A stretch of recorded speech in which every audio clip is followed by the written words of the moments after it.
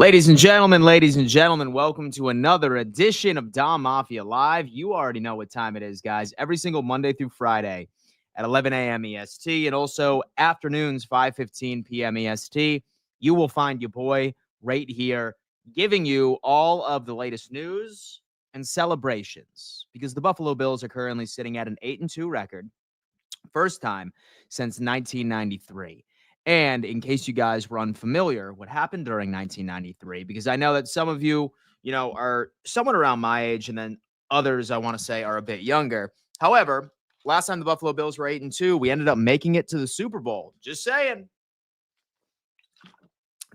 Last time the Buffalo Bills were 8-2, we ended up playing in the Super Bowl. Now, I am not going to say that this is going to be the same trajectory. However, it is still pretty damn cool. Welcome to another edition, folks. This is Victory Monday.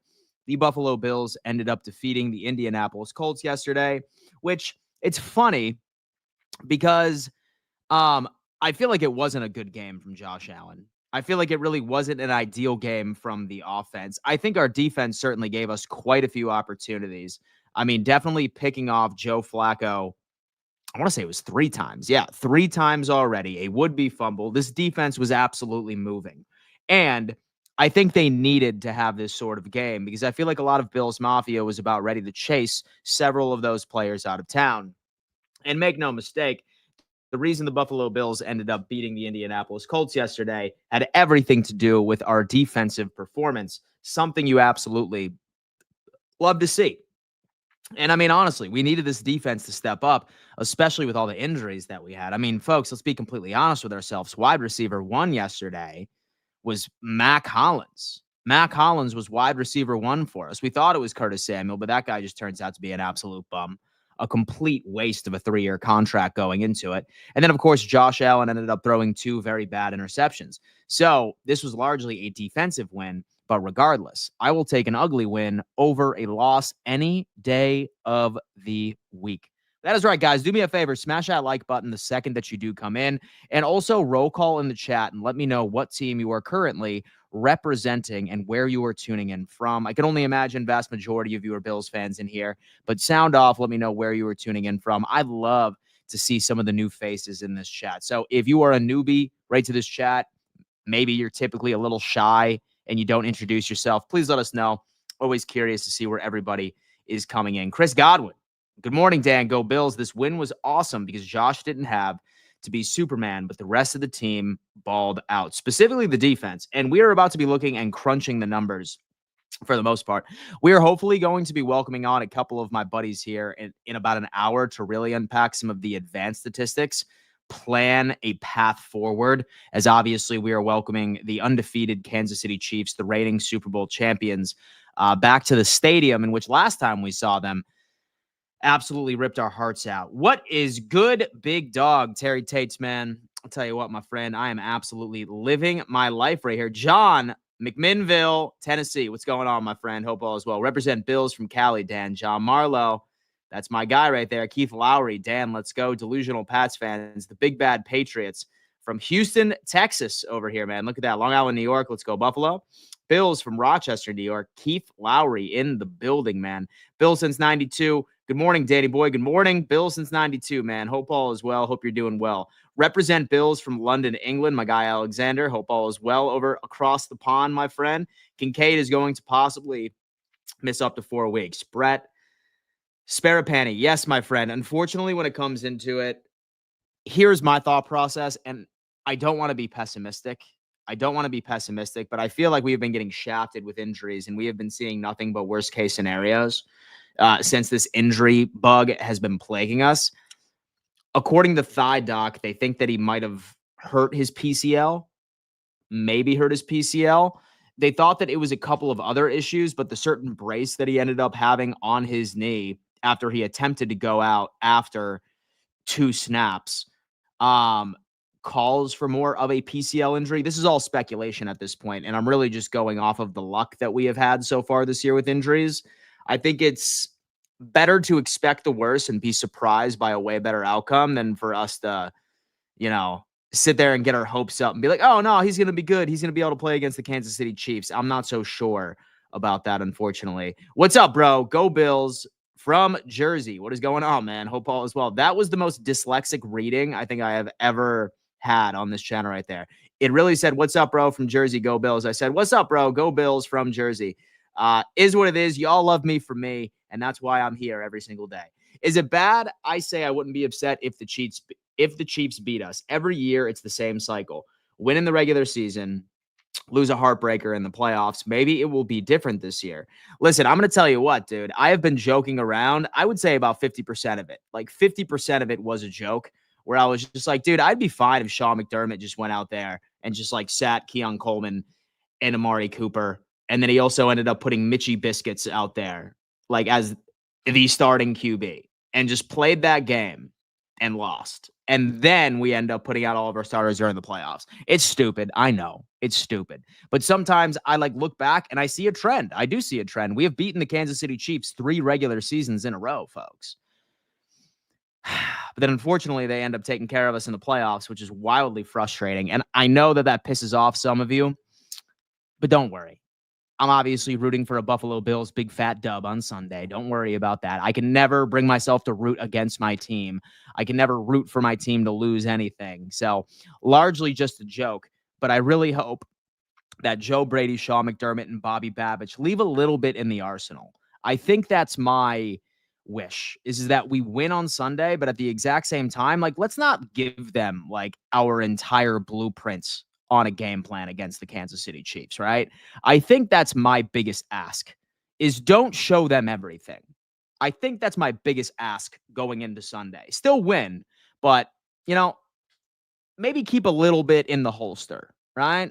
Like maybe keep a couple of tricks up your sleeve would be ideal. The Bills did awesome yesterday, and I am from Golden Dale, Washington. What is going on, my friend? Hope all is well. Saw King Lowski fall to his knees last night. Where? Where did you see King Lowski fall to his knees last night? Was he live streaming his game reaction? If that's the case, that's absolutely hysterical. Poor King Lowski, man. Poor King Lowski. Absolutely getting out there and getting destroyed by the Arizona Cardinals. Sup, Dan? Go Bills from Homer, New York. Score prediction for Chiefs game from me, 42-36, with Josh Allen winning in overtime and Patrick Mahomes will be crying. Damn, Mitchell is in the chat right over here, man. Look at that, folks. Look at that. Jonah Williams, Marine Corps birthday yesterday. Happy birthday to your brother. Jonah, thank you so much, man. I appreciate that. It is Veterans Day as well. Shout out to all the veterans watching today. Seriously, y'all are the backbone to this country, the reason why we have a country. So anybody that has served this country, nothing but absolute love and appreciation for you putting your life out on the line so that we can live in the greatest country in the world. Thank you so much for that. Ken, I think the Buffalo Bills should trade out Patrick Mahomes in this game. JTL, Big Goat Allen, they can stop him. Delusional Pats fan is saying blown out. John Marlowe. Now, if Bills can get defense and offense on the complete page, then that is a recipe for a championship. If you had to start a new franchise and could take one player from the offense besides Josh and one from the defense, who would you choose and why? Chris Godwin, if you could start a new franchise and you could take one player from the offense besides Josh and one from the defense, who would you choose and why? So I'm probably going to go a bit younger on this one. And if Josh Allen is obviously not somebody that I would pick, oh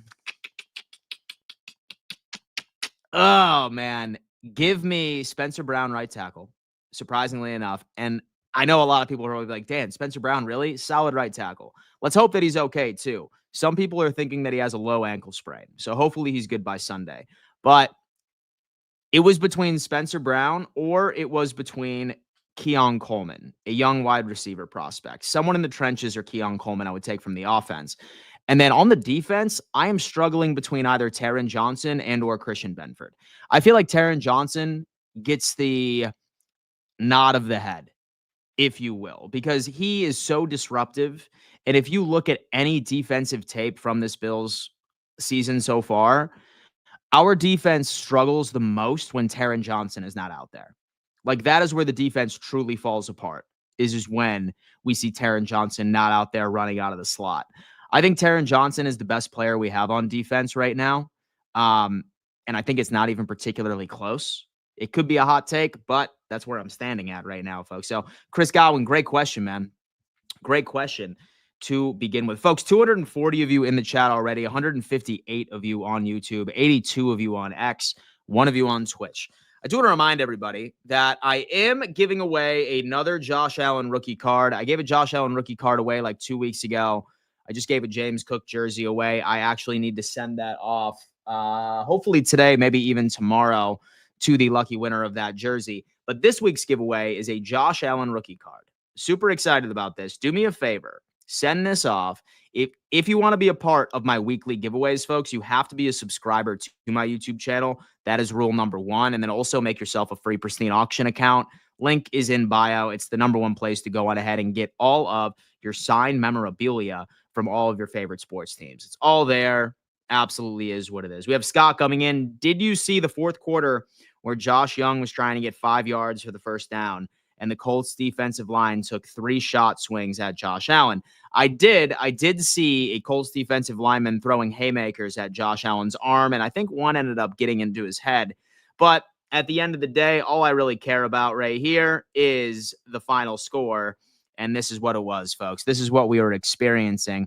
Buffalo Bills 30-20. Make no mistake, the 20 points, at least the Colts making it to 20 points, was simply just garbage time It was nothing but moral points for the overall organization. And the Buffalo Bills are 8-2, folks. That is a wonderful record to be at right now.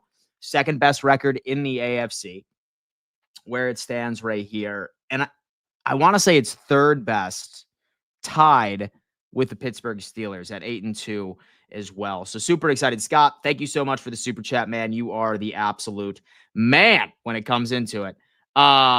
When are y'all going to beat a good team? Paris Jackson, all right? Die hard Chiefs fan from Utah, folks, since 2019. Parrish couldn't tell me, first off, what state the Kansas City Chiefs play football in, and he also couldn't tell me who the quarterback was before Alex Smith. If he doesn't respond in 6 seconds, he's Googling it, folks. Absolute fraud of a Chiefs fan. I respect all Chiefs fans. I do. Real Chiefs fans. I'm talking people that rooted for this team back in the darkness, all right? This guy, I guarantee you, dude, he Googled it. Dude, first off, you spelled his name. Fraud alert, man. Every single Kansas City Chiefs fan, all right? Homie misspelled it. Dude, fraud alert. Absolute fraud alert. My God, bro. Exposing yourself on the damn channel. Matt Castle? Come on, homie. My God, bro. My God. He Googled it and he still didn't type it correctly, man. Autocorrect, bro. I don't believe you, Utah fan. I don't believe you, Kansas City Chiefs fan from Utah. All right. No one. Listen, I love King Jamie, for example, because he is an actual Chiefs fan. All right. I also like Chiefs fans that were born within a vicinity of Kansas City. Somebody that just didn't end up picking the Chiefs as their favorite football team because they like the way that Patrick Mahomes played on Madden. All right. Absolute fraud in here. Fraud Chiefs fans all over the place, man. Look at that, man. Autocorrect, bro. Oh, no. You lost, man. Try again next time. Try again next time, my friend. Try again next time. Exposing himself on the stream already, folks. Holy shit. 277 of you in the stream right now. 186 on YouTube. 90 of you on X. Twitch, there's one of you in here, baby. Go ahead and shout out. But anyway, we need to talk about the Buffalo Bills and the Indianapolis Colts game. Like I said, Josh really didn't play that good yesterday, right? I mean, still 280 yards. And I do want to glaze him at least a little bit because that one play where he rolled out right and he was able to connect with a wide open Mac Hollins, who also had the awareness to get up and also go out of bounds. Absolutely beautiful. There were still some plays from Josh that certainly made me excited. He did have one rushing touchdown, folks, so do remember that. Did have a rushing touchdown, so that certainly helps out. And then 2 interceptions after the fact. And typically, I defend Josh Allen's interceptions so far this year because the first 2 that he threw, in my opinion, were still good decisions. It was just, I don't know, just wasn't perfect when it happened that way. But these 2 picks were less than ideal. These 2 picks were less than ideal from Josh Allen. So really didn't end up doing much, if you will. Solid for the run game, though. Of course, Josh Allen ended up having a day on his legs, 8 carries for 50 yards. James Cook, 19 carries for 80 yards after the fact. And Ray Davis, only 3 carries and 6 yards, which makes it very interesting, right? We are all massive Ray Davis stans, like, on this channel. If you were to ask a lot of us, we would say, you know what? I think he's shown enough to be the feature back over in Buffalo. 3 carries and 6 yards for the guy. I suppose a lot of questions need to be answered right here, but a solid game on the ground. You had over 130 yards, 6.2 per average for Josh Allen, 4.2 for James Cook. We said that this Indianapolis Colts team had a struggle, particularly in stopping the run.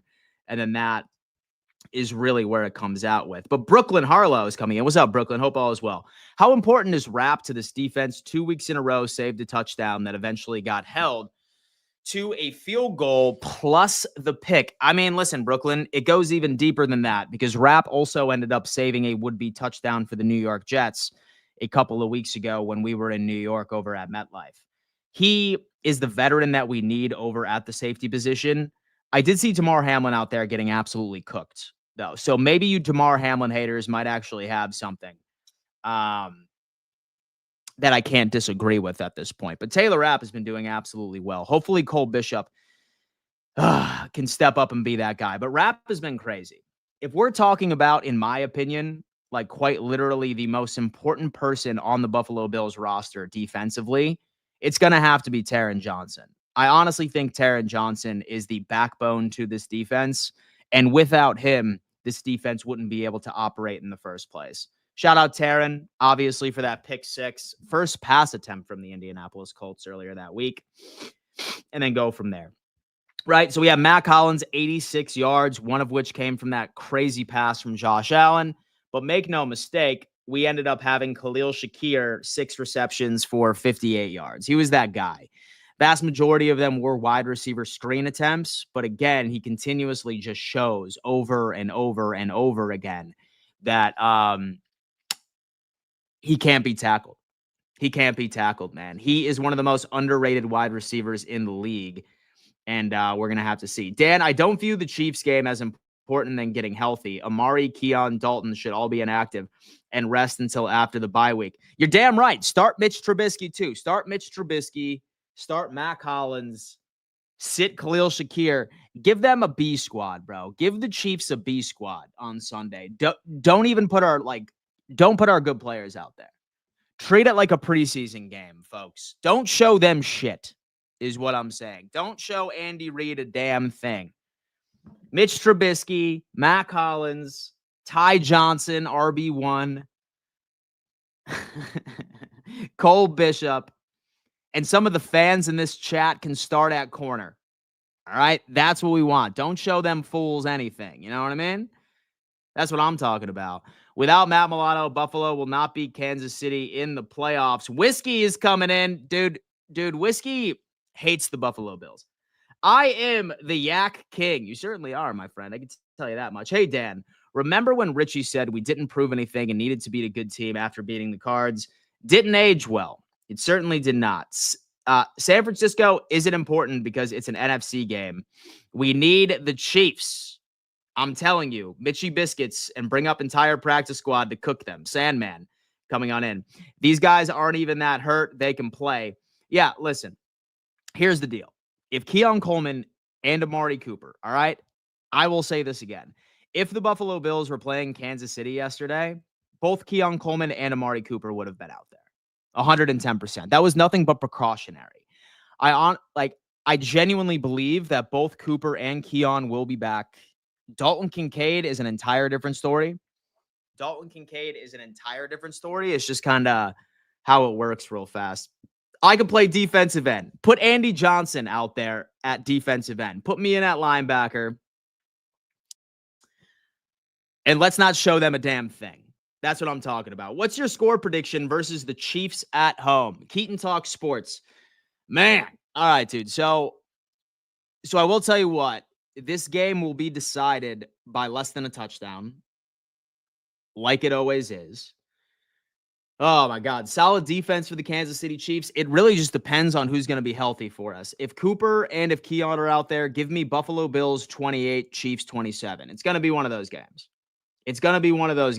Nothing would be more storybook, too, is if we wheel out Tyler Bass for a game-winning field goal and he sinks it. Like that right there would be a great scene for the 30 for 30 when the Buffalo Bills raised the Lombardi this year. That would be the scene of the year if that could happen. But give me 28-27 Buffalo Bills. But obviously we have a lot of weeks, still have quite a bit of time before this matchup. Wait, Dan, are you saying that there is a chance Keon is going to play next week? So I'm going to tell you what, my friend. I have a feeling that Keon and Amari Cooper were able to play this week. But I honestly think Sean McDermott just wanted to sort of err on the side of caution. This is obviously speculation, right? Like, I know no more than you do, but I'm looking at some of the signs, right? Like, we saw Keon on the sideline running, doing individual drills with no brace on his wrist whatsoever. We've seen Amari Cooper for the past 2 weeks running team drills. Yeah, with a soft cast on his hand. But at the end of the day, what can you do? Bro, Are you really in here fronting like a real player? What are those? So are those baby shark emojis, bro? I knew you were a kid. I knew you were a kid, bro. Chiefs fan from Utah. I asked him who the quarterback was before Alex Smith, and he misspelled Matt Castle.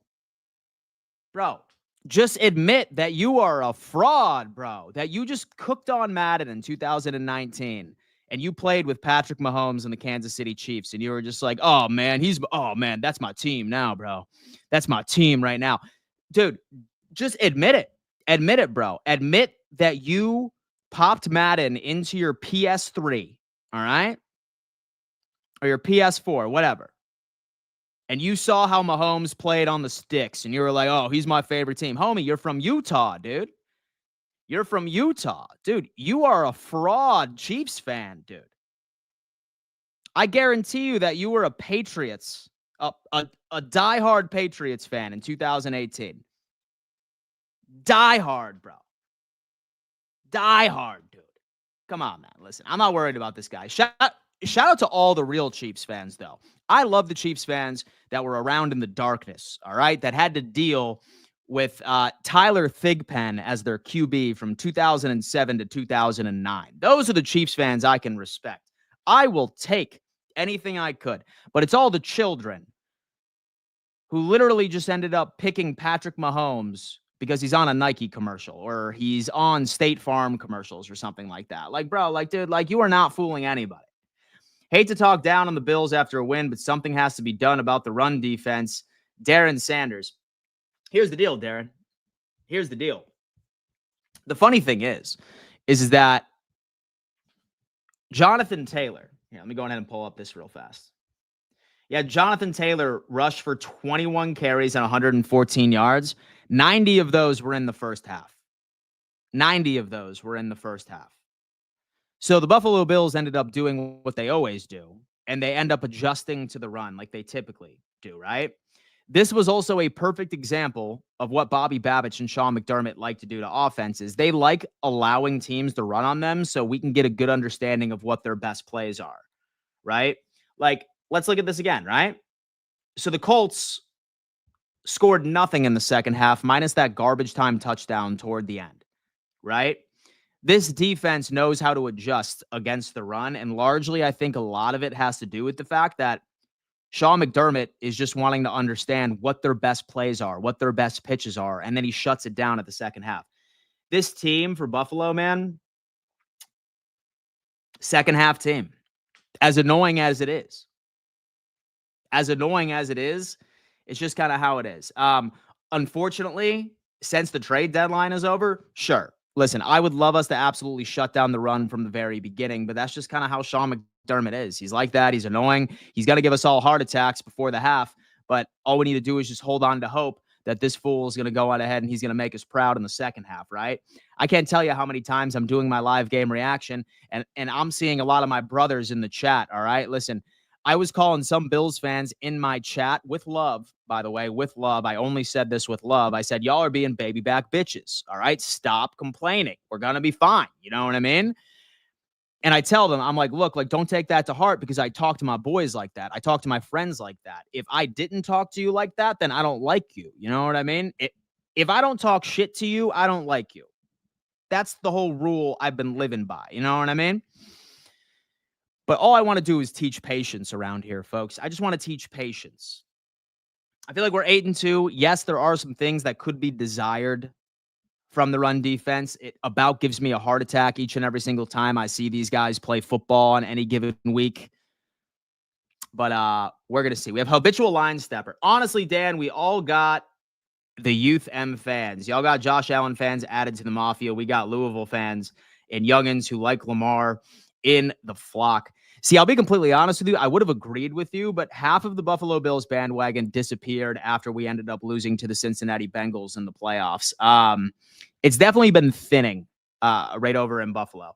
Dad, this team possesses an advantage only New England has had over the last 40 years.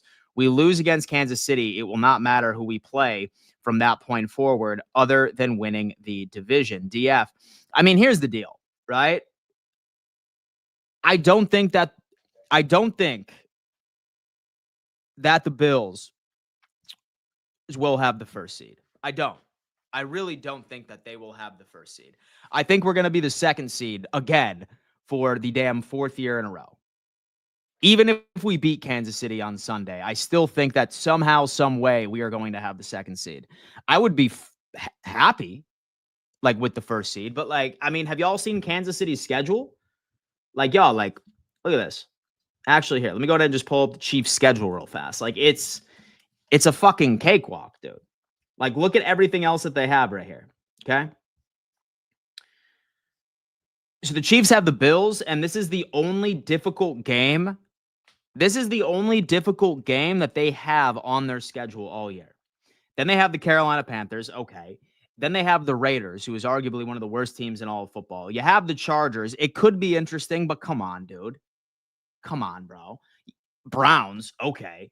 Have maybe the Texans, but I don't think that. So this Texans team will win in Kansas City. You have the Steelers on Christmas Day. This could potentially be a loss for them. And then the Denver Broncos, who played them very close after the case. So after this Bills game, this team has a damn cakewalk for the remainder of the season. Maybe with the exception of the Texans, Steelers, and the Broncos at the end of it. But I pretty much just conceded the fact that I have a good feeling that this Buffalo Bills team is likely going to be the second seed. It's kind of where I'm at right now. Here, I'm going to go on ahead and drop in the link for my boys that should be coming in. I have to go on ahead and show them a little bit of love. Show my boys a little bit of love if they want to come in. Y'all are more than welcome to come in and chop it up. Yes, sir. Damn. We've had a lot of conversations in this chat real fast, folks.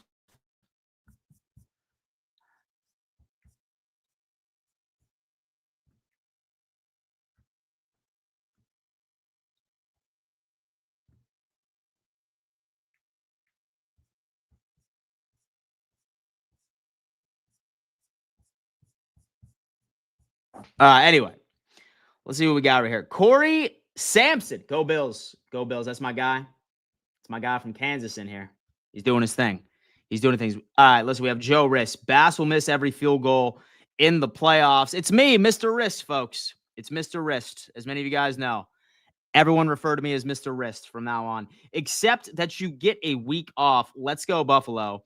I tuned in from CC's Pizza. I fuck around with some CC's Pizza, all right, man? That pizza buffet, man, that was my go-to. In fact, I had a birthday party there when I was 8 years old. I had a CC's Pizza birthday party one time, man. Shout out to CC's, man. Damn, that was a childhood, if I remember one or not. Would be fine with the Chiefs getting the 1 seed. One less game I have to see. Taylor Swift. All right, look at that. Look at that, folks. Here we are. But anyway, like I said, this Buffalo Bills team, the real story here, folks, the real story was the Buffalo Bills defense. And the Buffalo Bills defense ended up playing lights out. Lights out. Obviously, Dorian Williams, who ended up making a touchdown-saving tackle, by the way. Rapp, touchdown-saving tackle. 1 interception from Taylor Rapp, 1 interception from Taron Johnson for 6. And then Austin Johnson, a big man interception. Who in the hell would have thought that a big man interception would have kept things straight? Daquan Jones, once again, struggling. Ed Oliver, once again, really not coming up on the box score, I'd say immediately. Benford, 4 tackles, 1. Cam Lewis after the fact. I'm curious about this PFF Bills, Colts. Let's check out some numbers from our guys real fast. Buffalo Bills, Indianapolis Colts. Let's go ahead and check out some of the deep numbers that we have real fast. Highest graded players for the Bills, Cam Lewis. Von Miller, surprisingly enough, folks. Von Miller, one of the highest graded players on the damn Bills. Who in the hell would have thought that? And DeForest Buckner for the Indianapolis Colts was 89.5. But here are the advanced stats, folks. We were an average EPA per play, 0.03. And the Bills defense held the Colts to minus 0.233, which is well below average. Absolutely insane. Third down efficiency, 57%. Fourth down efficiency, 29%. Both had 11 possessions, 7 plays per drive, yards per drive, 34.6. Red zone TDs, 2. Red zone field goals, 2. Red zone efficiency, 100%. So the Buffalo Bills ended up doing well.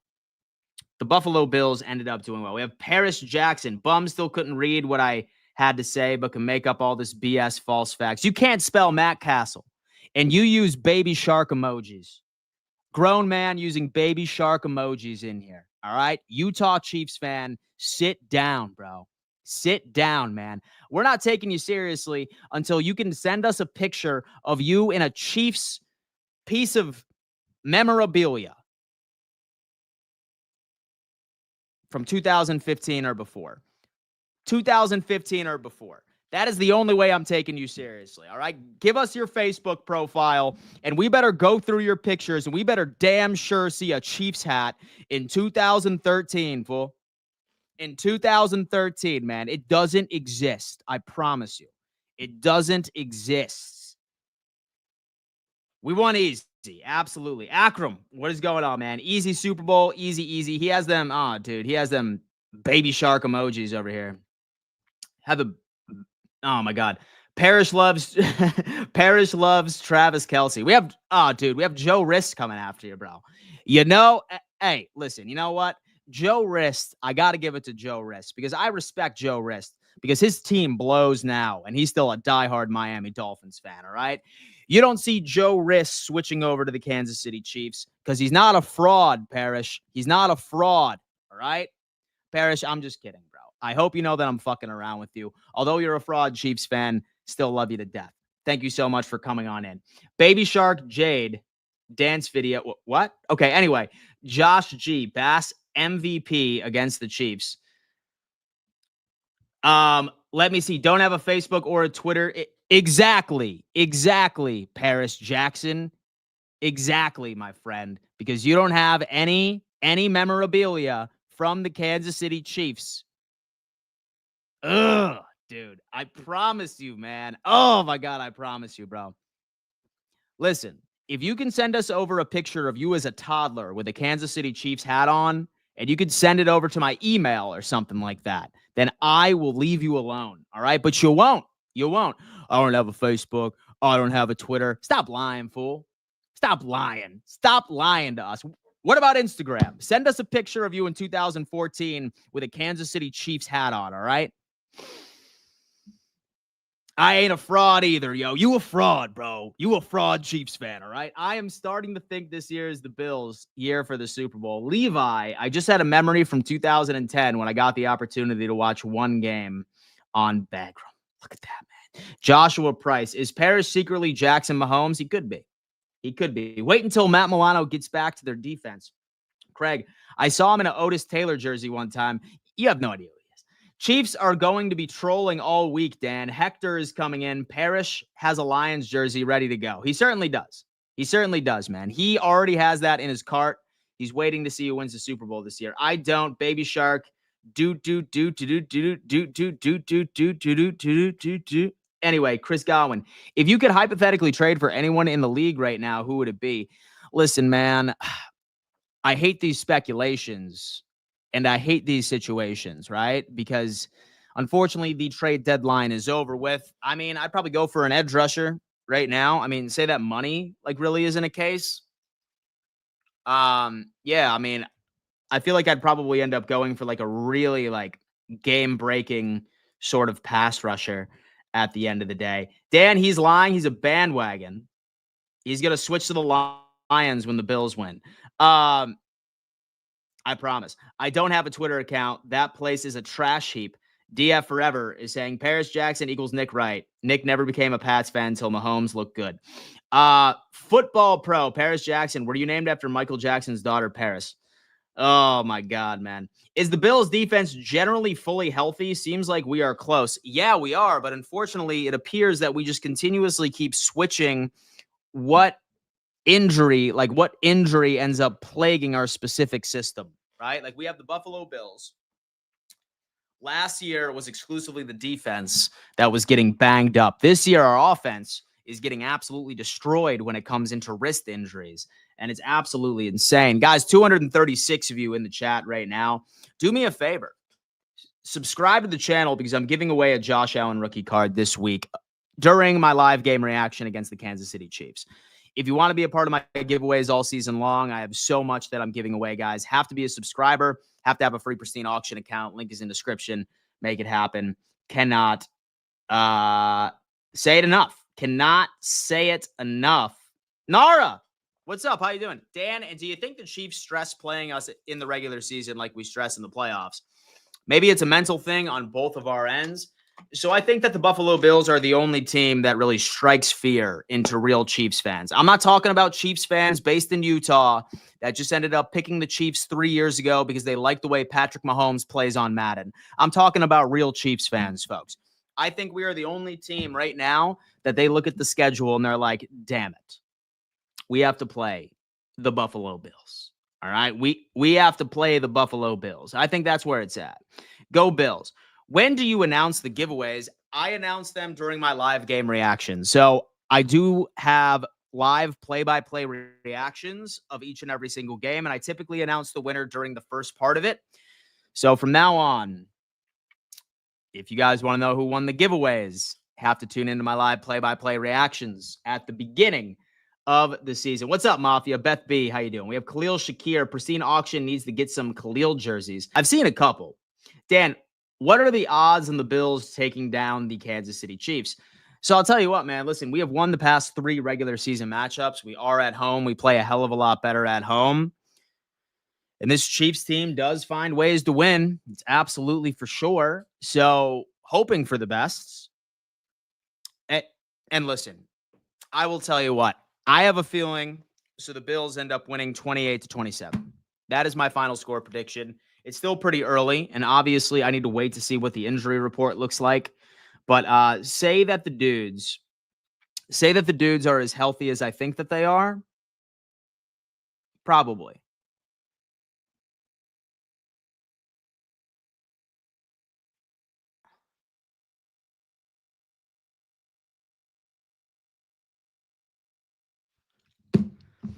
Look at that, baby. No, Haley is back. Why aren't you in school? Why aren't you in school right now? Someone call the truancy officer. Someone call the truancy officer. Someone call the truancy officer right here, folks, because we have a child in the chat, a fraudulent Bengals fan.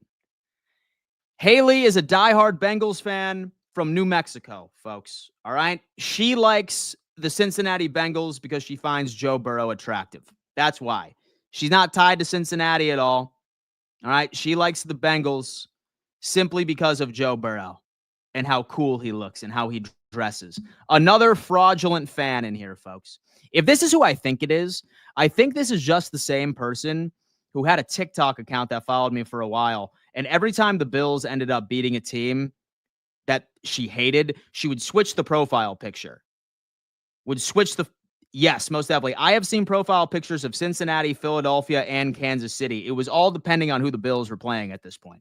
All these fraudulent fans are in here, man. Listen, if you can't prove, in fact, fun fact, Haley, who was the quarterback for the Cincinnati Bengals before Andy Dalton?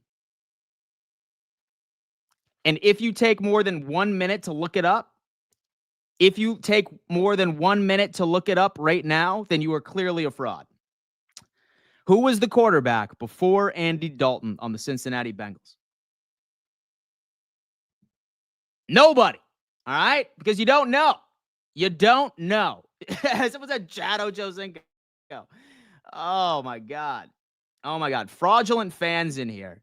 If you did not grow up in Cincinnati or Kentucky, Southern Ohio, and you have become a Bengals fan in the past 3 or 4 years, absolute fraudulent, absolute embarrassment. Yesterday, game was perfect. Game of our red or blue helmet. I had a hard time making out who is which team in the pile-ups. It definitely was confusing. I was wondering why we didn't end up going like with the red like afterwards. Mickey Mantle, we have name. Yeah, just ended up coming in.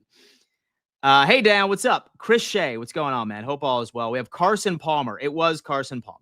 Indeed. That spoiler alert, it was Carson Palmer. 252 of you on YouTube, 143 of you on X. We're sitting here looking at quite a bit of exactly what we saw from the Indianapolis Colts. Wait, Dan, wasn't it Carson Palmer? It was indeed Carson Palmer. He was the QB, a great quarterback too, by the way. A great QB too, by the way. We have George Rodas. Fans don't like the Bills because we are, if not the number one team, we are the number two best team, and people hate to see it. The day people stop talking about the Bills is because we are not good. Absolutely, man. Nobody talks about teams that are absolute trash, right? Look at the Jets. Look at the Dolphins. No one talks about them anymore because they feel bad for them. And the Kansas City fans in here can prove they're diehard. Just ask them to name all of the Taylor Swift albums. Absolutely. Hard to see how many Bills fans were there yesterday. You could hear them, but they blended it in with the indie blues. Wasn't he on the Cards for a bit? He was on the Cardinals. I believe it was his last 2 years, but he was a Cincinnati Bengal for the majority of his career. I'm scoring a touchdown this week. Richie and Tony have had such a bad season on that they decided to name a show on how they wake up in the morning bawling. Poor guys and shitty teams. I know. Hey, listen, you know what, man? I am happy that they have found something to do where they just talk all sports right now. That's basically all they can do at this point, and I'm fine with it, man. I am fine with it. But you just aren't allowed. Facts, George. Dolphins are about to go 3-6. Hey, man. Look at that. Funny, Dan calls me a bandwagon, but I like the Chiefs back when he left the Utes, and I'm from Utah. So when he went to the Chiefs and Andy was there from BYU, also from Utah. So keep wondering why I am a fan. That sounds like you're reaching for excuses for being a fraud. That's exactly what it is, man. That's exactly what it is. You don't follow players, bro. Like, you don't follow players, bro. Who was your team before he left the Utes, Paris Jackson? Who was your team? All right, tell me. Tell me who your favorite NFL team was before he left the Utes, bro. Who was it? Who was it, bro? Who was it, bro?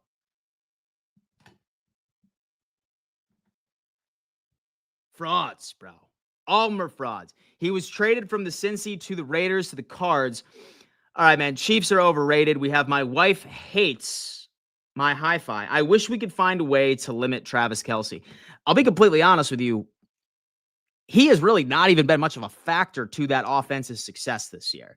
It has just been quality defensive play and a couple of big plays from a few other of their weapons by itself. I trust our defense to go up against this team. I sincerely do. What's our offense going to look like against this defense? Because Spags does, I'd say, pretty well. Let's see. You follow a team. Damn right, I'm the best wide receiver in the league. Fraud, F the Chiefs. New England. Bills fan 21. We need our wide receiver room to get healthy. Craig, Chiefs always have 12 men on the field, and the refs don't know how to count. No, that's Colorado bum. We drafted Cole Bishop to be Kelce killer. I'm kind of sick of the zone scheme. Problem is that, like, we really don't have speed, right? So we really don't have a lot of speed right within our secondary. That's the issue, right? Like we just don't have the personnel instead of run man as much as we potentially could. Like, I mean, so our best opportunity is having Kyer Elam out there in man, right? Like, he's that dude for us, like, really at the end of the day. But still pretty tough. Chiefs have not played extremely well this year. All wins, but 2 were 1-score games, and the other 2 were 2-score games. He has the best catch radius in history. Therese, surprised they didn't flex the Bills-Chiefs game to Sunday Night Football. One would assume they would have, but I'm fine with the 4 o'clock. Most of their games are super close. Ricardo Green is coming in saying, I seriously believe God is a Chiefs fan.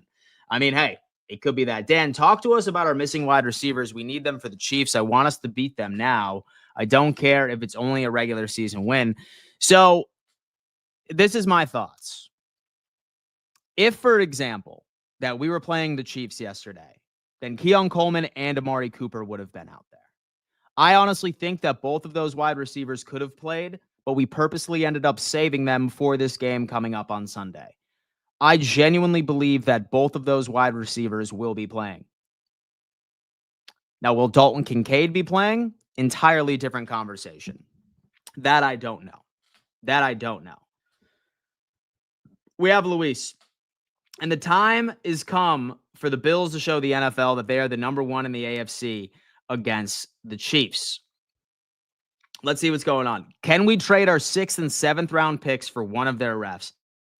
Paris Jackson is coming on in, all right, saying it makes me laugh. Call me what you want, and I'll continue to call your team how I see it. Bums, baby, shark, after the fact. Paris, listen, but like, here's the deal.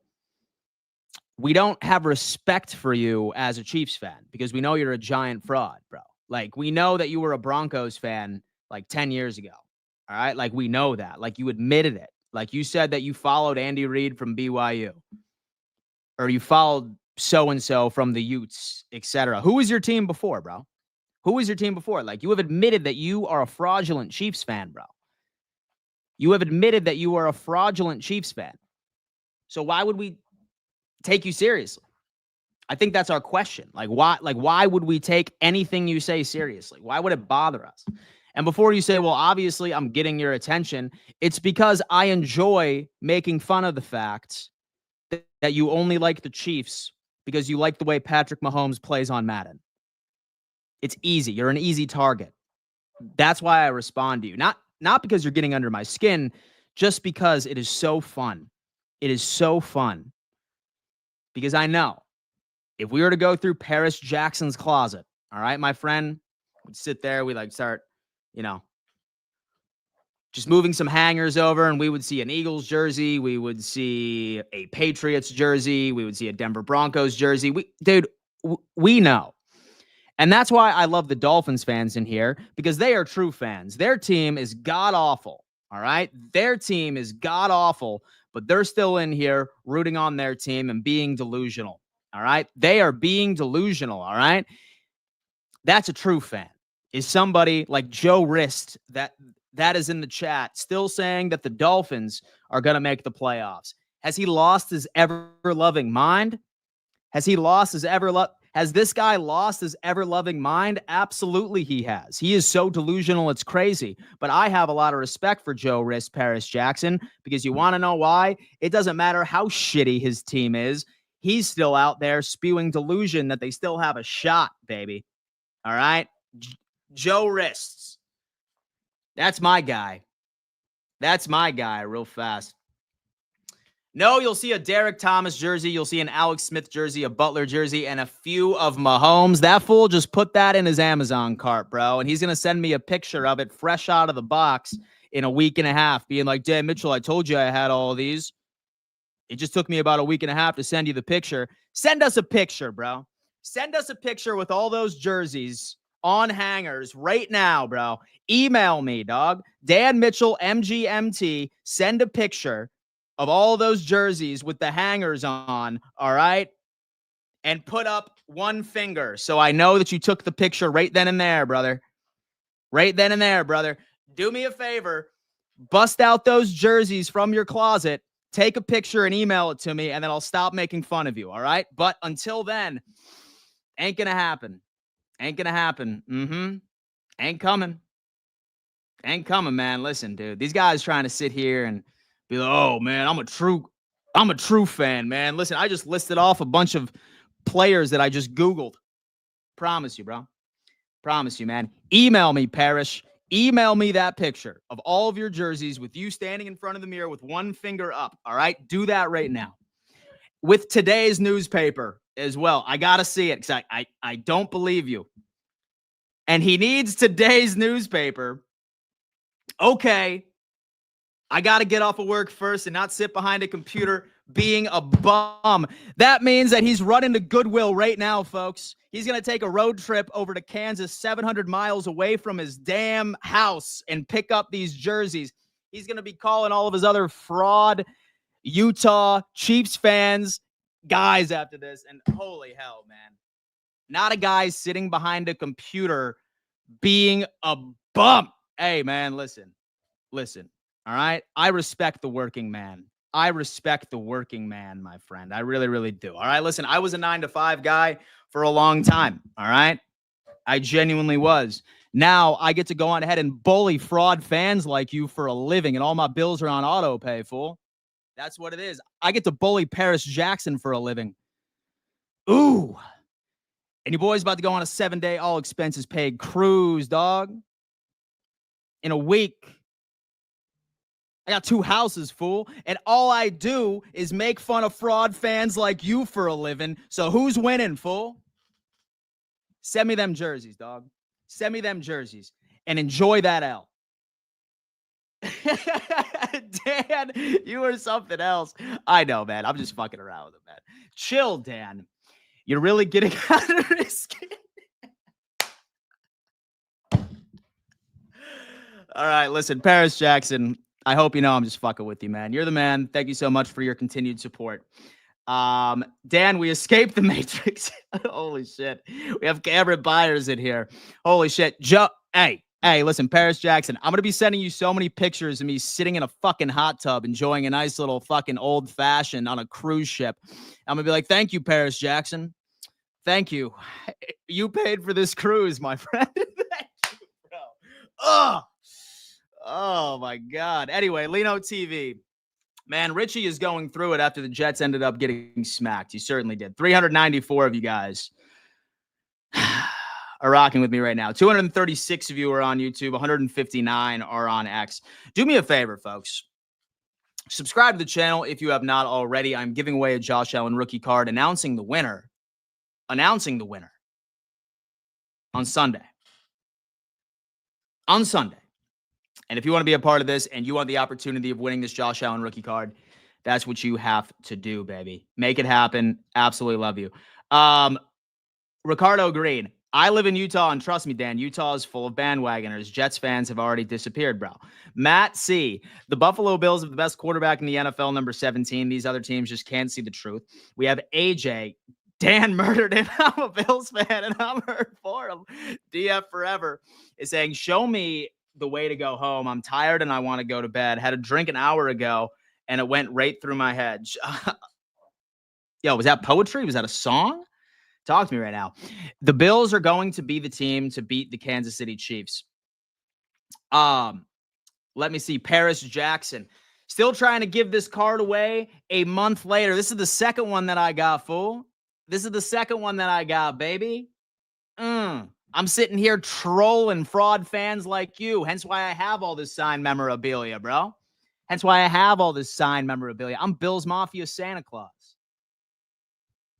And so Paris is in the car right now, bro. Like, he's like trying to hit Goodwill. He's like frantically looking for some of those jerseys. Bills fan 21 is Deo Audingbo getting a fine or suspension for forgetting which sport he was playing. He looked like he thought he was in the ring. I'm sure that he'll end up getting some sort of fine. I would assume so. I definitely would assume so. How many beers did you crush yesterday, and how many heart attacks did you have yesterday? I had 6 beers. And I had 6 heart attacks yesterday during the game, at least toward the beginning.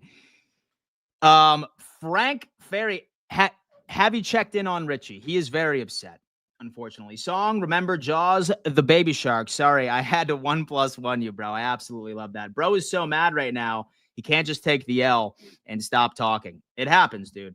I'm here to troll y'all, and you think I care what you think. Well, I'm pretty sure you've left the most live chats. Like, I mean, really out of anybody. Bills Mafia Santa Claus. Cameron Briglin. Commanders and Eagles will be neck and neck for the East. Let me see what's going on. Dan, get to write all that signed memorabilia off. Don't let him BS you. Dan gets to write all that signed memorabilia off. I do. I take full advantage of the tax code. I'm just kidding. But yes, most definitely. Those are business write-offs. And hey, listen, baby. And so I could have very well easily wrote this off as a form of advertising. Of showing all of you guys why you should sign up for Pristine Auctions. Instead, I'm giving it away to you. All right? Because I could have had this as a tax write-off as another way. But I'm just a nice guy.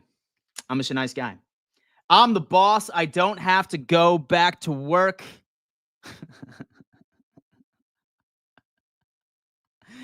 All right, chat. So what do y'all think Paris Jackson does for a living? Sound off in the chat. It's not trolling if you're bad at it. We have, my name is Jeff. Parrish can't get enough of you, Dan. You are all he thinks about. Oh, dude, trust me, man. I'm going to go on ahead and send him over. Okay. It's I'll forget your name after this bong rip. LOL, LOL, LOL. And Pristine Auction is amazing. It's my favorite. Side note, shitty boss out here doing nothing. I know, right? What the hell, dude? Be better for your employees. Lead by example. Lead by example over here. Oh, no, dude. Hey, this is that guy right there. This is that guy. Right over here, son.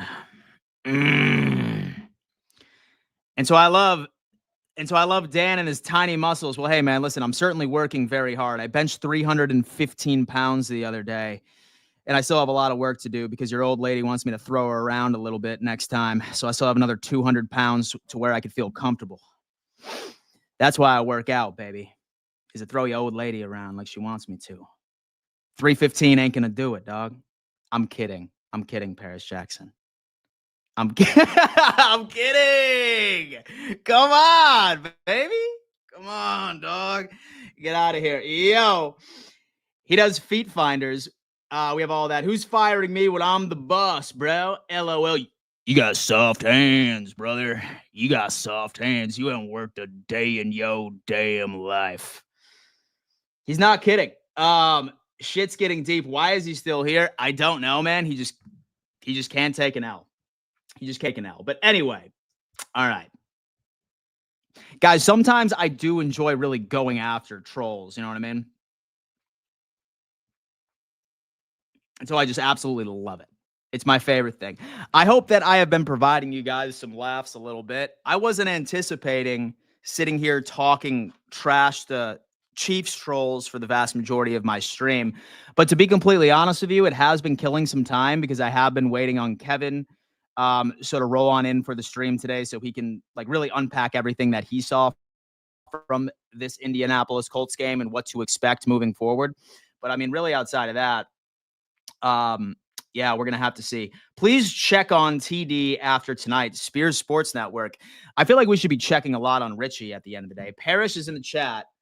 Like that one unemployed friend on a random Monday. Oh, my God. 212 of you are on here on YouTube. 168 of you are on X. What is going on, everybody? Hope you're doing well. I'm going to see if these guys are rolling on in the chat. Yeah, let me see if my boys are coming on in.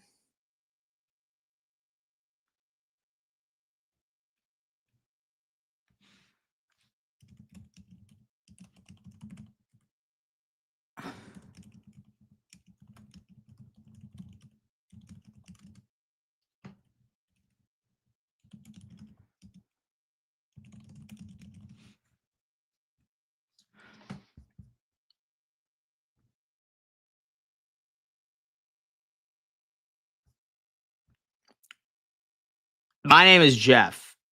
Parrish is in the chat like that one unemployed friend. Kevin! I was wondering how long you were going to leave me backstage, Dan. I'm sorry. How long are you backstage?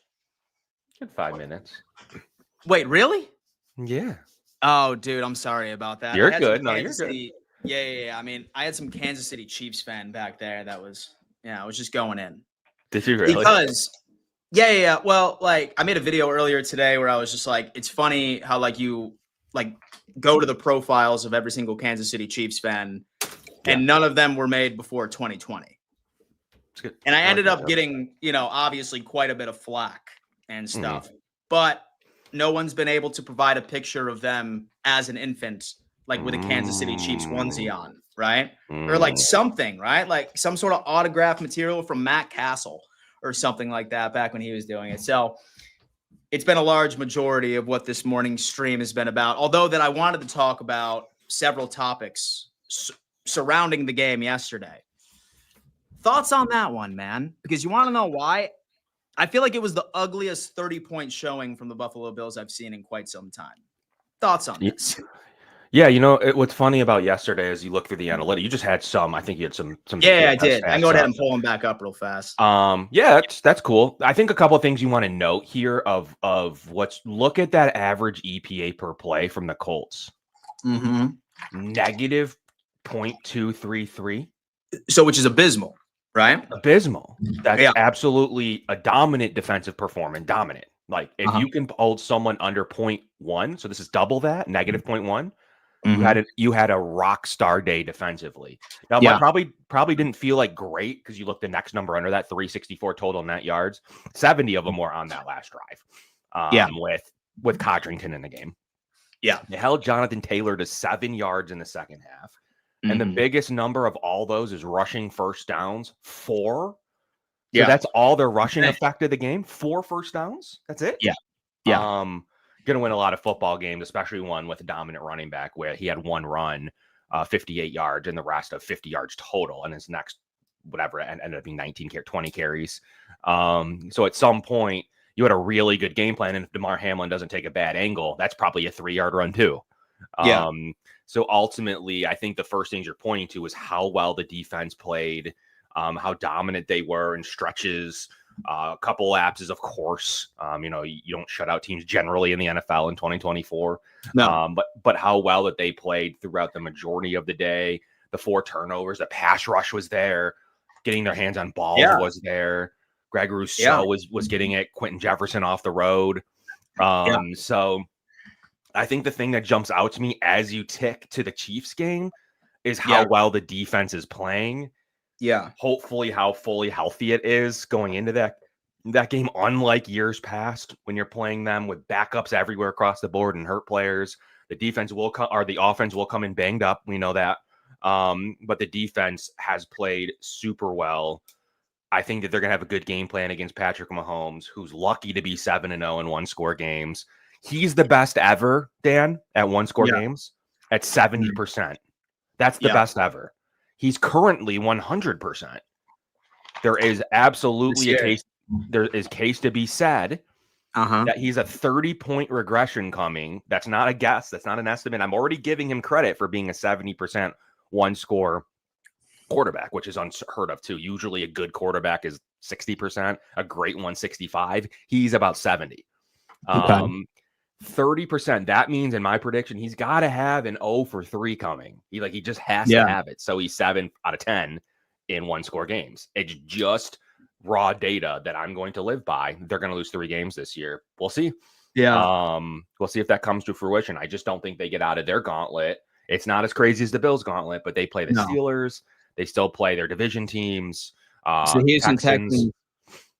So the same thing, like sort of right as the Broncos too, because they were literally a blocked field goal away from losing their first. And they were way better in that game. Like the Broncos were better than them that game. They had a ton of calls go their way from a legal man downfield that was picked up to illegal contact.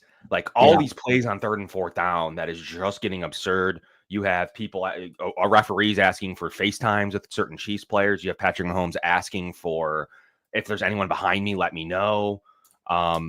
It's just getting ridiculous now. Yeah, it was certainly a defensive performance yesterday, which was certainly encouraging. I mean, with Taron Johnson was out there absolutely killing it. I did see you actually start to go after DeMar Hamlin yesterday during the game. I'm frustrated with his run defense. He has fully turned into a coverage safety, which I never thought I would see. He's clearly he's clearly worked all off season on his coverage, and thought that was the way to the job. And it was. He beat up Mike Edwards. It was the way to the job, was to play better coverage than he did his first stint a couple of years ago. Yeah. He was awful in coverage. He was good in run defense. He flipped it. He just said, you know what? I'm going to make sure I'm going to be in a good position against these best passing offenses. And I want to make sure I can take things away. And he's done a pretty good job in coverage. He's only allowed 1 touchdown. He's had this 2 picks, lucky, you could claim they were lucky.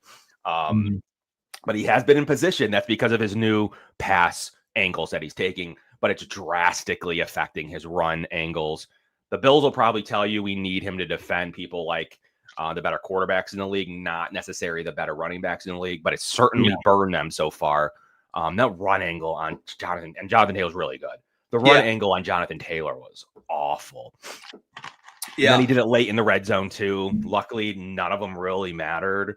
The Bills still played really well outside of one option running back route to Goodson early in the game. Other than that, the Bills played very solid against the running backs. With DeMar Hamlin, yes, he was an absolute liability against the run. But he has improved in the pass game. And I gotta tell him that he has. His coverage numbers are good. His run angles are very poor. So he just forgot how to play run defense, in which at one point was his bread and butter, but focused way too much on the pass game, and like he forgot some of the answers of the test. Yeah, he did. Absolutely. But he also is in position better that if it's a run pass option, which you shouldn't have been worried about with Joe Flacco, or if it's some form of play action, he's usually biting on the play action. He usually wants to be in position for the coverage, not necessarily to stop the run. And it's got to be something that he's worked on this spring. Yeah. Okay.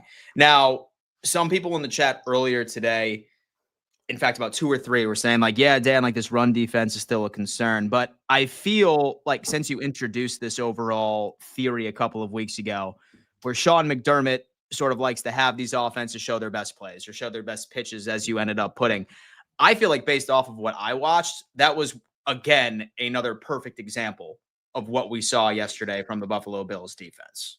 You don't outscore somebody by 60 points in the third quarter for no reason. That's not lucky. They literally allowed 0 points again in the third quarter. They were dominant. They probably allowed 0 points in the second half outside of, once again, a complete special teams final drive of the game. The Bills have been really good at avoiding that drive by either getting a turnover or some version of being able to shut them down. But they allowed the 70-yard touchdown drive yesterday at the end of the game with Joe Flacco going all out to try, really trying to keep his job. So I understood it from Flacco's perspective and Indy's perspective to make that 30-20 look better. But they've been really good in the second half of games. At one point on a game basis, that's not a good enough sample size. But on a large scale of what the Bills have done through 10 games in the third quarter, it's dominant. They've been dominant in the third quarter. They're coming out of the locker room knowing what they're going to throw. They absolutely know their pitches have been tipped on the other side. They know their best run plays that they can correct on. You saw Jonathan Taylor run this same crack options outside zone late in the third quarter that went for 2 yards, that went for 58 yards in the first quarter. So you started to see the Bills correct instantly on the fly, and Sean McDermott's the best at it. Will he clean it up in the playoffs? We'll see. But he has been the best at those second half adjustments, better than in the years past when he has a full strength defense with Taron Johnson and potentially Matt Milano very soon, and Terrell Bernard. Their defense is completely different. And the healthy Rasul Douglas and Christian Benford in the game, it's tough for an opposing offense, and the Bills make those corrections. And if their D-line starting to get some pressure, like we saw a 25% win rate from Vaughn yesterday, we saw good numbers from Quentin Jefferson. We saw Greg Rousseau do his thing, Dan. At some point, the defense is good. They can run the ball all they want. And the Chiefs are probably going to rely on that. We'll see what happens on Sunday. But their overall advanced analytics, very strong on the run stopping front, top 3 in the league at stopping the run. A 58-yard run only affected the game 3 points, and that was it. And then every other run was negative. So that's where you see the negative EPA. Ultimately, the Bills' run defense is good. They play really well. And at the cost of taking away teams' pass offense, Dan, their third quarters are elite. There's no other way around it. It's absolutely what the team is doing. Don't let people bait you into saying that, oh, it's just lucky or whatever. It's what they do. Now, what would be a perfect world is if this offense can start great from the very beginning, right?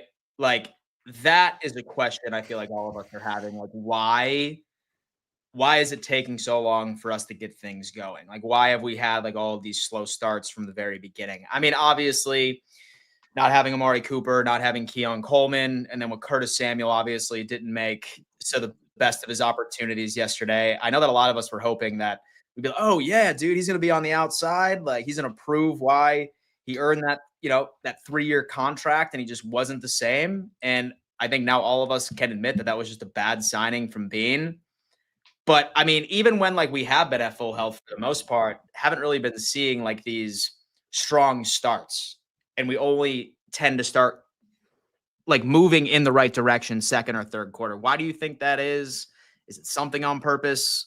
Like, what do you think in there? I think you're talking about offensively now. I think you got to look at the play caller. Like you got to Yeah. look at either a Joe Brady, what he's trying to start with, or the quarterback. Yeah. He just starts slow. He gets himself into games. Like the offense wasn't good yesterday. Average EPA per player No. 0.03 is not good. That's not a No. good EPA. You want to just like defense, you want to be over 0.1. So they were only they were a third of where they should be on average. Yeah. It wasn't good enough from an offensive perspective. I don't think the team was. It's something about when things are altered from their game plan, in this case, the receivers. It does throw either Allen or Brady off enough to where it does affect these slow starts. Josh Allen had a great fourth quarter again, was okay in the third quarter, was good in the fourth quarter. Those second quarters, though, are hurting the Bills. It's even worse in the first quarter. The Bills went up to a little bit of a start just due to the defensive play, up 10-0. But the offense really should have had them up 14-0 pretty easily. It's going to be a quarterback thing, like where Joe Brady's trying to find the right plays to get Josh Allen invested in the game. But Josh Allen doesn't have his slew of weapons. Curtis Samuel stinks. He's not good. He's not good on 8 targets, 4 catches, 30-something yards, and an interception. He just runs ugly routes. He didn't fight for that interception. Wasn't a good play by Josh Allen. But you'll see from the Bills coaching staff even mention that, like, you need to fight for that ball. You need to come back and at least break it up or at least be a no harm, no foul, like Josh Allen's probably used to from Gabe Davis and from a couple of other his receivers in history, maybe even Keon Coleman. You can't have him where he just kind of slips out of his route like you saw with Cooper or you see with Samuel on that interception yesterday, where he just kind of fumbles the route and lets a good slot corner pick it off. Should have been an incomplete, wasn't a good throw, but there was just no fight from Curtis Samuel. Not technically his fault, but it's just the little things that I don't see him doing. He runs sloppy routes. When he's open in zone, that's fine. He makes a play or two. But ultimately he had a disappearing act, and that was the Bills' number one receiver yesterday for the most part. You had Kincaid go down at one point, so he was in and out of the lineup. Dawson Knox might be their most consistent player right now, beside Khalil Shakir, obviously. So at some point, they obviously made a concerted effort, and the Colts defense got a lot better in the last couple of weeks. They really have. They've made a concerted effort to do something with Shakir yesterday because they could. They didn't have to worry about anything else. So to only stop Shakir and maybe do a good job against the Bills' running game was all they had a game plan for. They didn't have to worry about boundary receivers. That's a really easy job for any defensive coordinator. And you see Matt Collins was left alone because they didn't really care. Honestly, the Colts will tell you we don't really care what Matt Collins was doing. Like if he gets open on a broken play, that is what it is. The reason the play was broken was because we shut down his first reads. Oh, man. I mean, honestly, man, so I feel like we're all looking forward right against that Chiefs game. And we were without Keon Coleman and Cooper for the second week in a row for Cooper. And then obviously with Keon Coleman was out for this game by itself. I have a feeling, like, just based off of all of the reps I've been seeing Amari have for the past 2 weeks, in practice. I saw that one video of Keon Coleman working off to the side with no brace on his wrist whatsoever, seeming to be in good spirits. I've been telling people, and I'm not sure if I'm off base right now, but my theory is that if we were playing the Kansas City Chiefs yesterday rather than the Indianapolis Colts, we would have seen both of them out there. So hence why my confidence level is very high about having both of them out there on Sunday against the Chiefs. Kincaid might be a different story because we really don't know the extent of that overall knee injury. But I'm not sure about your confidence level on both of our wide receivers coming back against Kansas City on Sunday, because I think this was more of us being precautionary, not wanting them sort of to re-aggravate it, say that it was a playoff game or a game that had a lot of implications. I think we would have seen them yesterday. But thoughts on that? I think on a playoff game, 100% you see them. Whether it's the 2-7 game versus the Broncos or whatever it may be, I do think you would see them. Now, the one I don't know about is a regular season game, 8-2 of 5 games in the division against the Chiefs. I don't know where the Bills will rank that. in terms of their overall team success. You've seen the Bills go all out to beat the Chiefs in the regular season, do what I've been telling you the other teams have been doing, showing their pitches, showing whatever they need to do to get the dub and hopefully a better seed. And sometimes it's definitely worked. They've won 3 straight regular season games. They've gotten the 2 seed over them. They've gotten the home game in the playoffs because of their regular season performance against the Chiefs. We'll see if they follow that pattern. They could. They very well could. Or they could say, this isn't that important. We need the 2 or 3 seed. It is what it is. We need our team healthy. We don't show anything. We compete at home. We make this a close game like the Chiefs have played all year, and we see if we can steal it. We see if we can take a W as the favorite. I don't know, Dan. I'm not sure, but I do believe that they may play a different path than they have in the past of playing them like this is a postseason game. Until it's a postseason, I don't know what this comes. And they've always had a little bit of a challenge in the AFC East from somebody, whether it was the Patriots early on, most recently the Dolphins, and never the Jets. Never the Jets. So they don't have that this year. So we'll see if they go all out on this, in this specific game. Knowing they have the bye after maybe helps, but then that hurts knowing that I can get Coleman another 2, I can get Cooper another 2, I can get Dalton 2 weeks. So I think that bye might hurt them in how much they care about this game from a personnel standpoint.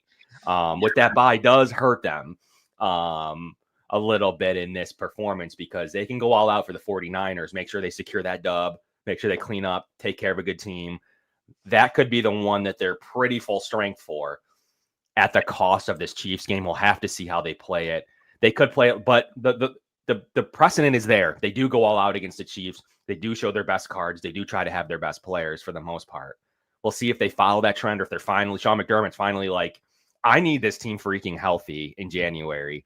I cannot keep going all out to beat the Chiefs. Maybe get the 2 instead of the 3, and then not have any linebackers in the playoffs. So we'll see what way they go with this. But in theory, you're right. I do believe that they could push both of the receivers to play if they needed to. I think the PCL on Kincaid will hold him out 2 weeks. Him trying to play was a good sign, but ultimately, I think every injury account is saying that it's probably a PCL based on his brace.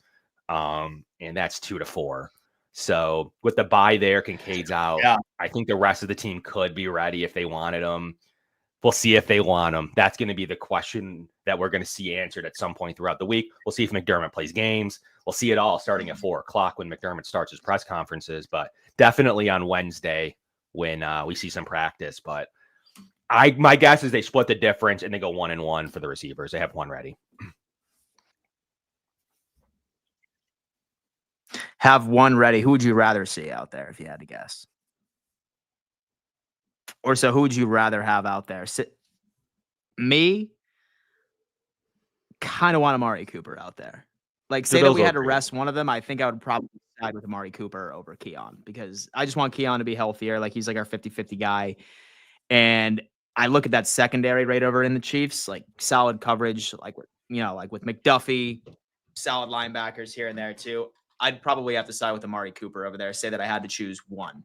I'd love both, but I'd probably have to go with Amari on this one. The veteran presence of Cooper, knowing what he needs to do at routes, now that he's had all extra time with the playbook, only helps. I think that they go Cooper. I think my prediction is they go Cooper. We'll see how effective he is. He's going to obviously do more than Charles Shavers can. You're going to see Cooper in the game. I think he's the one that I predict to go as a veteran. Keon, you're going to give another 2-week rest and have him ready to perform against the 49ers. But I do believe as well that you'll see Cooper play this week. But you'll see Kincaid. My prediction is you'll see Kincaid and Coleman down, but you'll get Cooper. And you get Cooper and Knox. Knox knows this team. Knox knows where to beat them. So you're going to get Cooper, Knox, Shakir. You are going to get a little bit better of an option front than maybe you had against the Colts. Now, like, obviously it's very early because we just finished the game yesterday. Like, no practices, no press conferences yet. But, like, what's, like, your overall, like, confidence level going into this game on Sunday? I mean, this team hasn't lost the game since, week 16, week 17 of last year. And they're winning very ugly. Yeah, like, they are winning very ugly, but they are still finding ways to win. With all the injuries that we have, with the way that we have been playing, with the way that the Kansas City Chiefs have been playing, how are you feeling about this matchup? You're right. They haven't lost since the Antonio Pierce game where he got himself hired by beating the Chiefs. Yeah. Yeah. He had a lot to coach for that game. The Chiefs had a commanding lead on most things. It did end up costing the 2 to 3 seed. It didn't end up mattering in that game, but they haven't lost since. I firmly believe that one score regression is coming. Maybe it isn't the Bills week. Maybe they destroy the Bills. Maybe they lose by 30.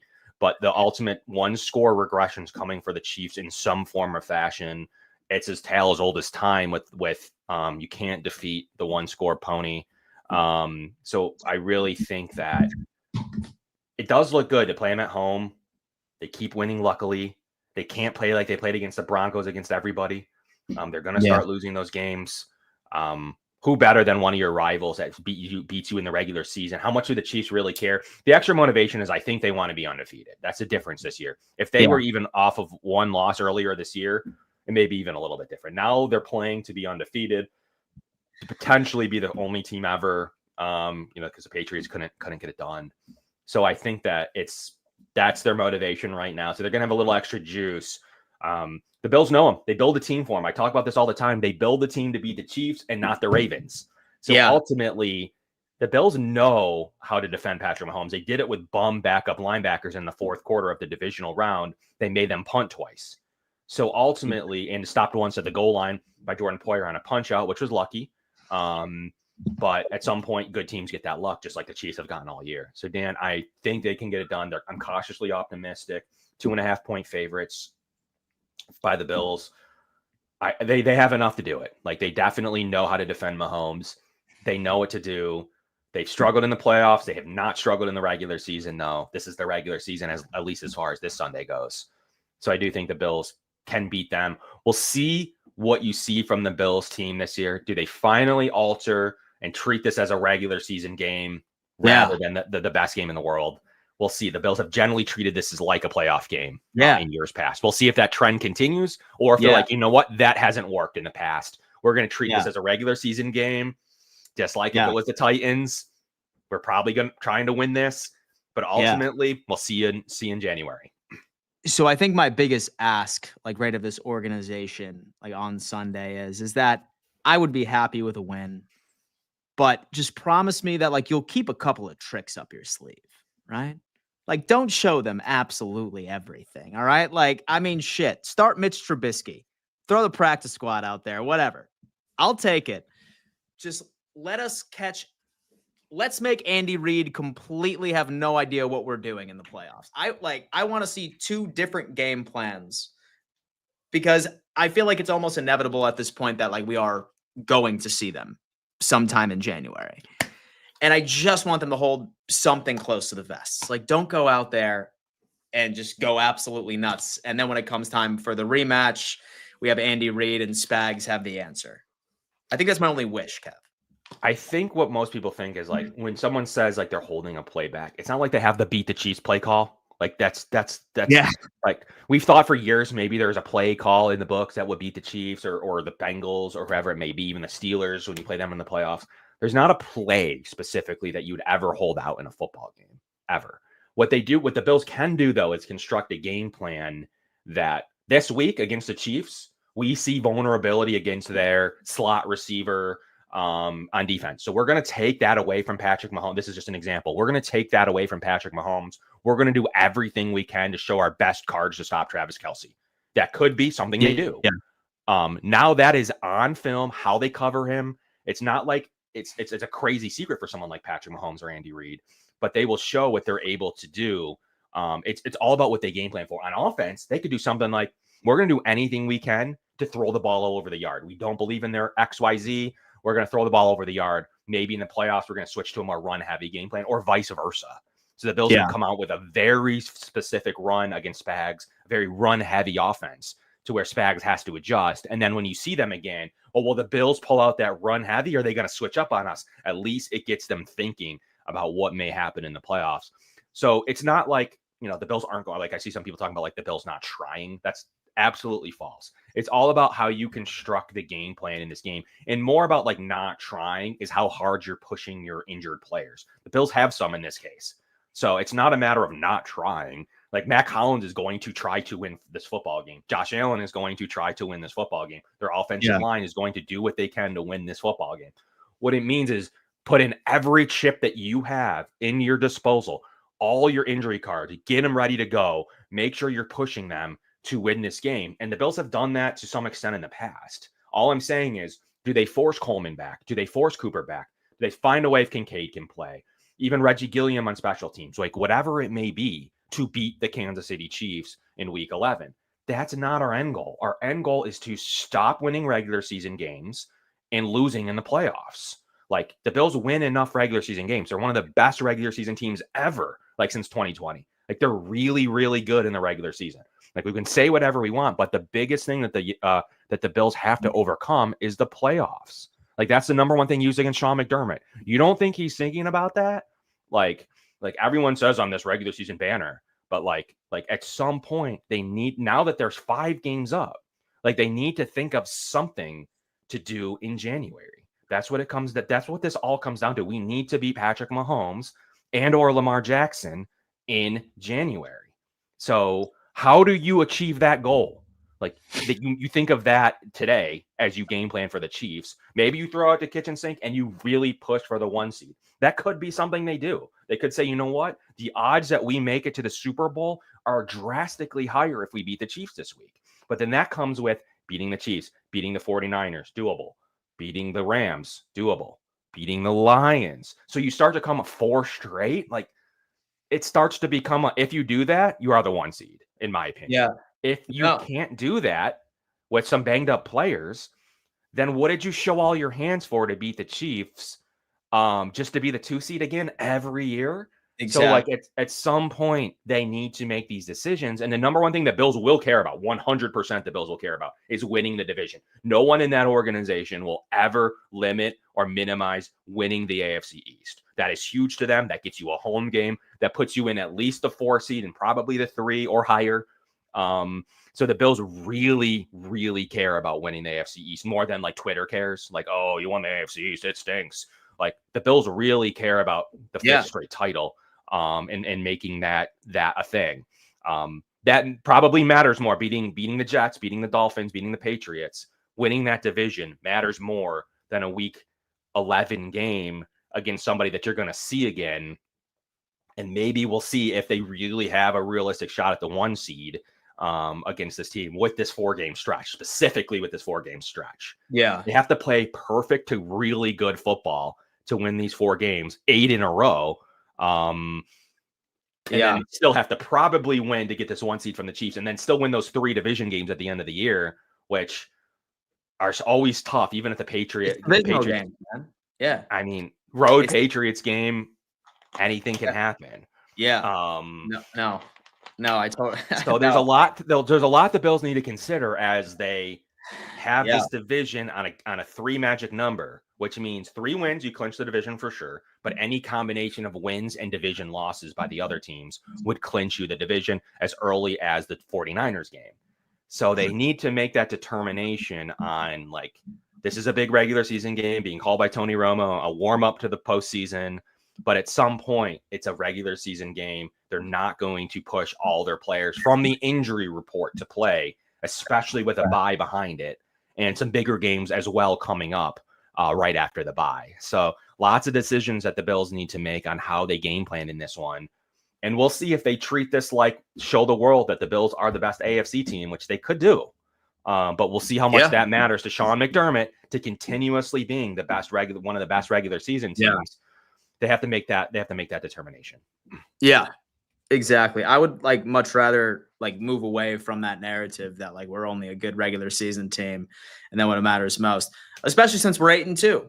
And the last time we were 8-2, we did make it to the Super Bowl.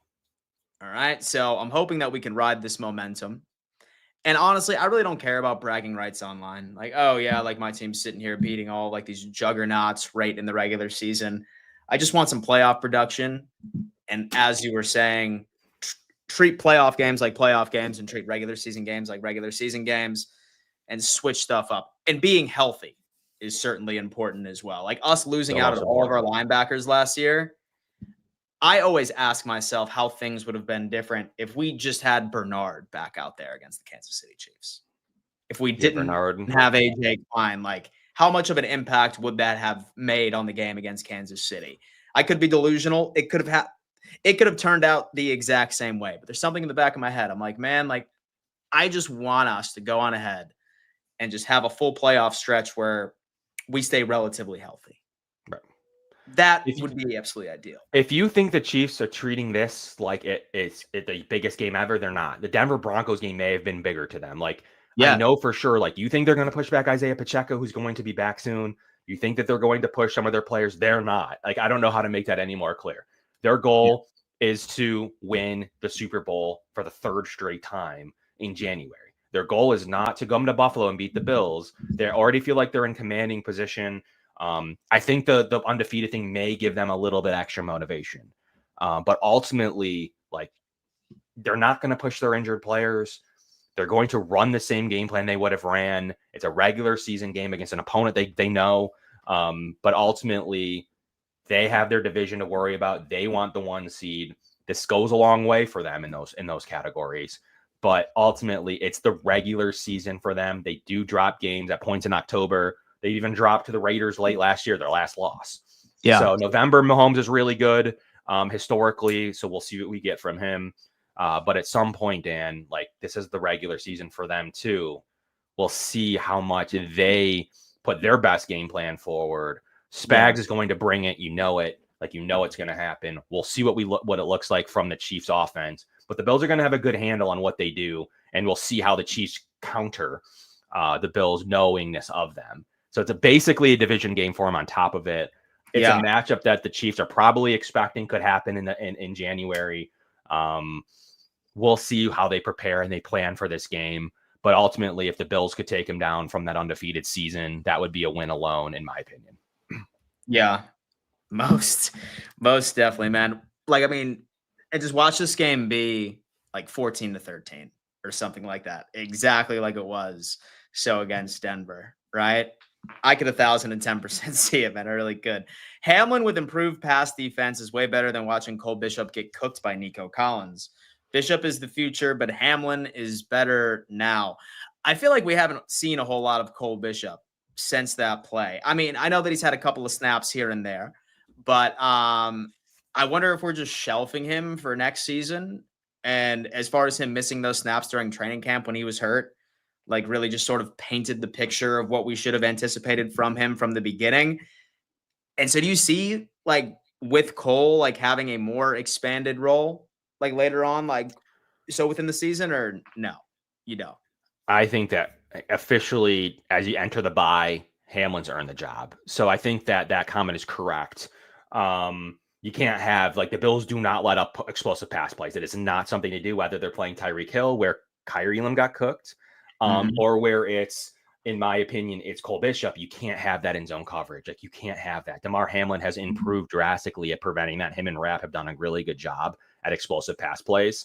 It is probably in the Bills' head that we're playing good teams of all times to make that switch. It's probably not now. You could toy with it, like, around the Rams game or those 3 division games if you have a commanding lead or you want to see what Bishop can do. Like, sure, and see what you have going into the playoffs. But ultimately, as these next couple of weeks approach, outside of an injury, you're going to roll Hamlin. Bishop's your day 1 starting safety next year, next to Taylor Rapp. That's what you're going to do. We've seen 2nd and 3rd round picks make that jump.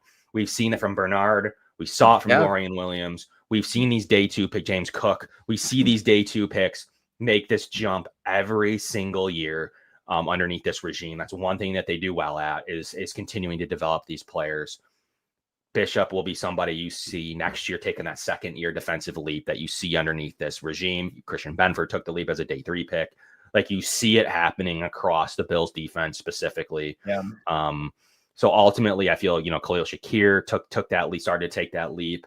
So you see that leap come. That's what you're expecting from Cole Bishop. But right now, I don't see what Damar Hamlin's ability and pass, how you take him out. If he's exposed against the Chiefs and then exposed against, like, the 49ers, and then you start to see these issues, you could go to Bishop pretty soon.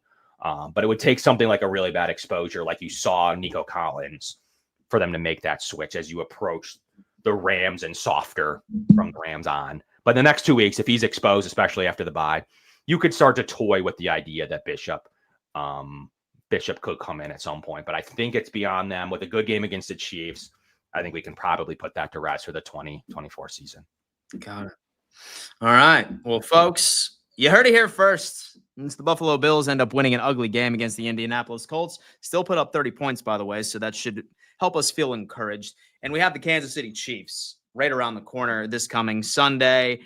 We are planning on certainly covering quite a bit of this game as the week goes on. I certainly hope that Kevin can join a lot this week because we have a lot of things to discuss.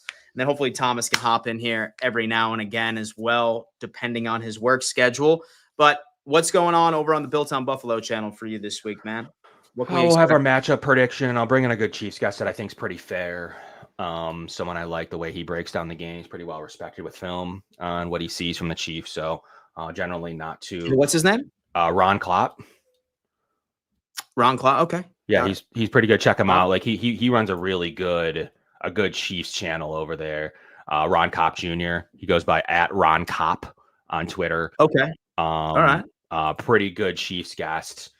Usually really realistic and fair. And one thing I'll make sure to put out there, like no one's saying the Bills don't try. I've seen that populate in the chat. Like no one's saying that the Bills shouldn't try. That's not like the terminology. What we're saying is that like how you construct your game plan, you need to think about January. You can't continue to think about November. And how you play these players is important. Are you going to push back all your offensive weapons and risk re-injury to important games down the stretch, which will further hurt your seeding? I don't believe that the Bills do that in this specific week, but we'll have to see as practice comes. And we're looking forward to breaking this down and more as we have a few more answers, maybe come Thursday, Friday than we do on Monday before any practice happens. Let's get that going, folks. Always recommend that you go give Kevin a follow over on X. Here is his profile. Definitely go ahead and check our friend out over here, a regular guest on the channel. Go Bills, solid victory Monday. I will be live later again this afternoon at 5:15 p.m. EST, and we'll see you then. Peace.